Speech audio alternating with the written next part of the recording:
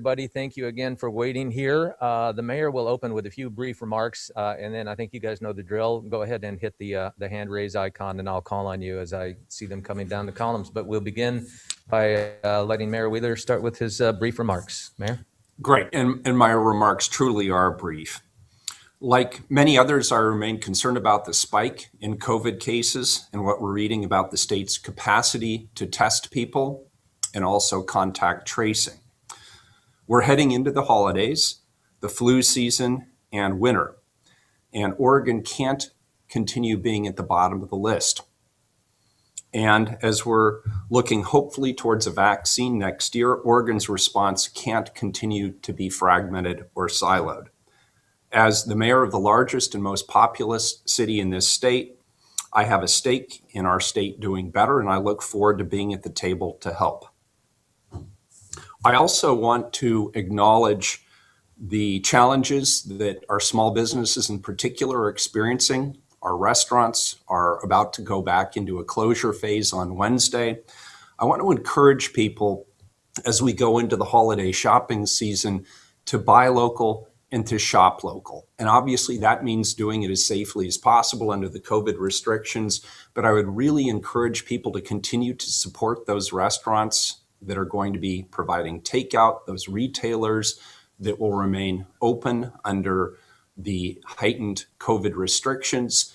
And before you go to national websites to buy products, I'd really encourage people to look at our local opportunities. And I continue to work with businesses large and small to talk about ways that we can actually create centralized websites and centralized opportunities for people to purchase local. And there'll be more information about that coming out.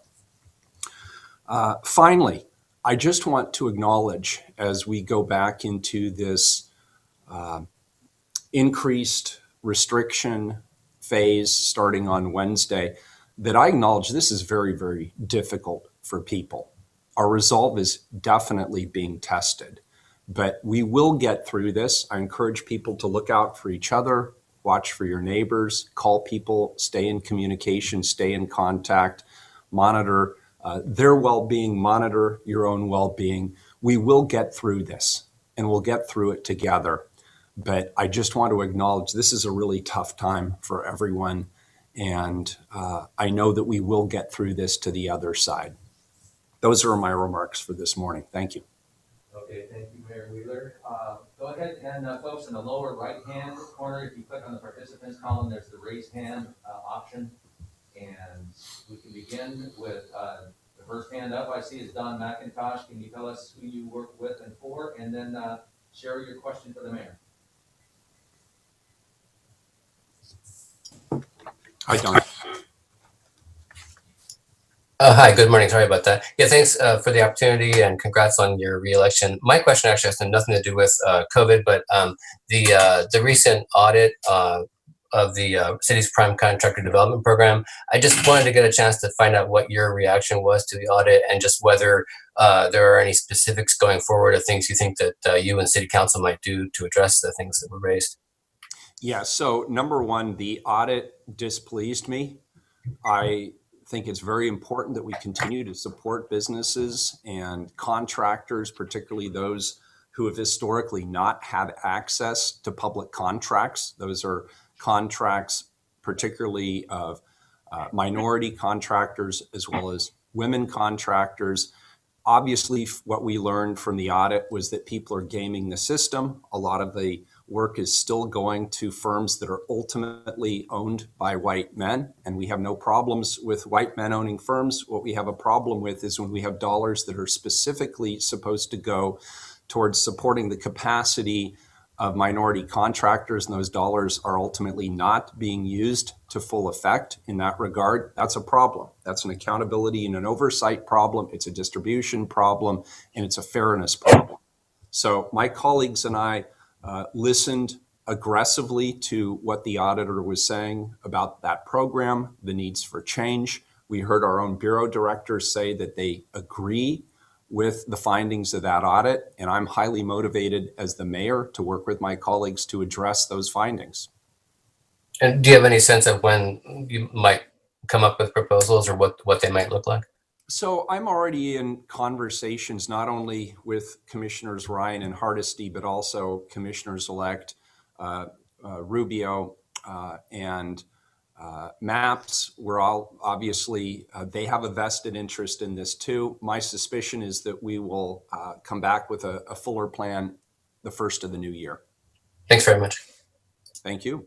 Thank you, Don. Let's see, I'm not seeing any raised hands, but I do have a question from Lisa Balick in the chat room. Lisa, can you operate from your end and ask the question? Do you want to do that out loud, or shall I just read it? I'm watching. Hi, Lisa. Hi, good morning. Can you hear me? Yep, loud and clear. Yeah, Mayor, the restaurant and hospitality business has told me that City Hall is not providing financial assistance with the upcoming closures especially. Will you be doing that? And if so, what?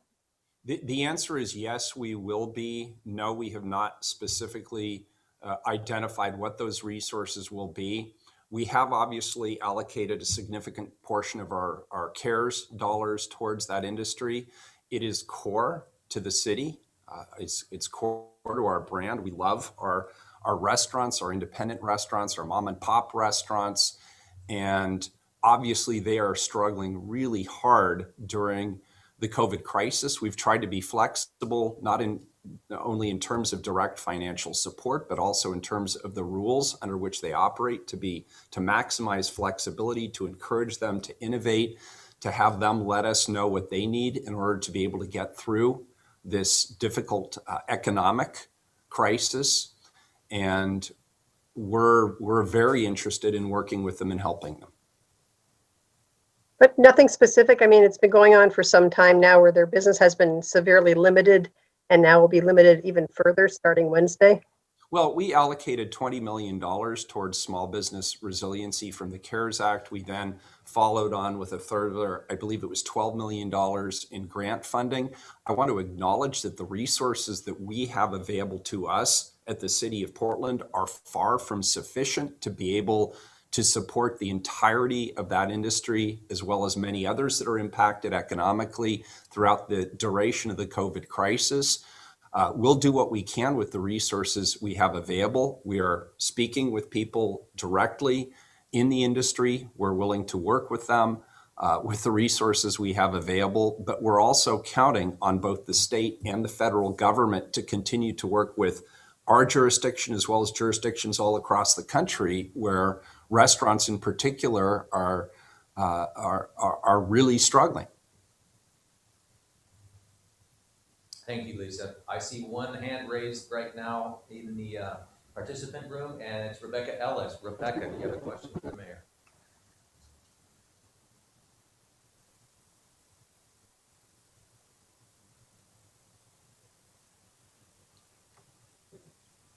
I don't hear Hi, Rebecca. Rebecca, looks like you're unmuted, but we're not hearing you. Can you hear me all right? Yeah, now I can. Yeah? Oh, great. Sorry about that. Rebecca here from OPB. I'm curious, given the rise in cases in the county right now, if you think Portlanders should be canceling their Thanksgiving plans. The governor's guidance should be adhered to. There's currently a travel, I won't call it a ban, but it is an advisory in effect between Washington, Oregon, and California. I canceled my plans. I was planning on going to Palm Springs, spending some time with family. Those are arrangements we made some time ago with maybe the irrational hope that we would be through this phase of the COVID crisis. We're not, so I've canceled those plans. I intend to stay with my family here. The governor's guidance is very clear about the number of family groups that should be getting together, no more than 2. It's clear about the number of people, 6 or fewer. And I strongly encourage people to adhere to that guidance. I encourage others to do it. I want to say I know what a disappointment this is. We talk a lot about the public health and the economic impacts of COVID and the resulting restrictions. We don't talk enough about the social and mental implications of not being able to interact with people, particularly during the holidays. And believe me, I get it. This is a sacrifice. And I said that right up front. Our resolve is absolutely being tested. But in order to knock back the contagion rate and to keep our hospitals as free and clear, or at least not reaching capacity as much as possible, so that ICUs and respirators are available for people who are in really dire shape. The rest of us, even if we're healthy, we need to make sacrifices now for not only our health, but the well-being and safety of others as well. So yes, I'm encouraging people to delay their plans until we have the opportunity later to get together as families and as community safely. But the current gubernatorial guidelines of 6 people or fewer, 2 families or less is one that should absolutely be adhered to, because it is advised by public health authorities and medical professionals that that is the safe thing to do given the spread of the contagion. Thank you. All right, thank you, Rebecca. I see we're at Doris. I'm not seeing any other hands. If you have questions, a reminder to hit that raise hand. Pat Doris, HEW. Hey, Pat. Good morning, Mr. Mayor. Can you hear me okay? Yeah, sure can. Okay, thanks. It's really hard to hear Tim, so I just wanted to, that's probably why we're all asking. So my question is on testing. We've been trying to figure out what's the current statewide capacity, and I'm wondering if you know what that is, and are you concerned that not enough testing is being done? Should we be testing frontline grocery workers every couple days, that sort of thing? There's no question in my mind that tests should be more broadly available and people should be tested on a more regular basis, particularly people who come into contact with a lot of other people. In the medical profession, as well as in essential industries like those who are checking groceries, those who are bagging groceries, those who are supplying our grocery stores and our restaurants for takeout purposes. There's a lot of people out there who are interacting regularly with others who do not have access to adequate testing. So I can't sit here and tell you what I believe is the right number. I leave that to public health officials and medical experts, but I know the answer is more than what we're currently doing. And I know we also have a problem with contact tracing. Once somebody contracts COVID, it's really important to be able to reach out to others who might have been exposed to the virus. And in the absence of contact tracing being at full capacity, we don't have that ability to do it. Okay, thank you. All right, thank you, Pat. I see one hand up now. It is Shane Kavanaugh from the Oregonian. Shane, go ahead and open your mic. And Hi, Shane. Hi there, Mayor. Can you hear me? Loud and clear. Okay, great. Yeah, just wanted to check with you. I mean, now that the election is over, the police accountability measure passed with overwhelming support. I was just hoping you could talk a bit more about, for you, what is your top priority for police reform going into next year? If you can be specific on that, please. I will be specific. Last week, I spoke to both Chuck Lavelle, the Portland Police Chief, as well as Bob Causey, who's the director of our Bureau of Emergency Communications, known more widely as our 911 call center. My immediate priority is to know what the baseline is with regard to public safety in Portland. And what I mean specifically is there's a lot of anecdotal evidence out there that we are significantly understaffed in the Portland Police Bureau. There's anecdotal evidence that gets to my desk all day long about slow response times or even no response for high urgency calls. I need to know what's going on. So I've directed them that in relatively quick order, I would like them to give me an audit of the system, an understanding of the system in terms of how are we allocating calls from the 911 center? What is the response time for different categories of criminal activity? And are we responding on a timely basis? And if the answer is no, then I need those 2 bureau directors to give me a clear and concise plan that I can then share with my incoming colleagues on the Portland City Council starting in January. I think it's important for us to have a baseline understanding in this community about what our policing capacity is, what our response time is, and whether or not we're doing the best we can to keep the public safe. That is my first priority. And so, Mayor, in terms of asking those types of audits to be submitted to you, are you do you think you want to get those before the end of this year? So when the new council convenes, can be sort of a first priority. What's the timeline on those audits? Sooner rather than later. Unless we can even agree on the baseline, we're going to have a tough time having conversations about the path forward. So I need to know today, because I hear anecdotally about slow response times for high urgency calls. I hear anecdotally from people and fellow elected officials who tell me that they are getting insights from people who are saying the police are not responding at all. And then I'm hearing from the police on the other side that they are just running ragged, going from 911 call to 911 call, and that they do not have adequate resources. What we need is a clear and transparent baseline that I can not only share with my colleagues on the city council, but that we can share with the public and have that be a basis of discussion for what it's going to take to create public safety for everyone in this community. That's got to be step number one, is have some basic understanding of where we are with regard to police response. But have you given a deadline to police or emergency management for when you want that information by? I have made it clear that I need it as soon as possible. Have they given you an idea of how long that's going to take? Not yet. I just asked them for this information a few days ago. They believe they can provide me some preliminary information this week. That will probably lead to me requesting several follow-up items. So I don't think it will be weeks. I think it will be well before the end of the year. And as we get into the holidays here, it would be nice to have it well before the end of the year so I can start having these conversations with my incoming colleagues who are eager to work with me on this. Thank you, Mayor. Thank you. Okay, thank you, Shane. I'm not seeing any other hands up. Could I add one bit to Lisa Balick's question? That Yeah. It's been sort of gnawing at the back of my head. Lisa, to add on to the question you asked me about restaurants and their ability to get through this and their need for aid.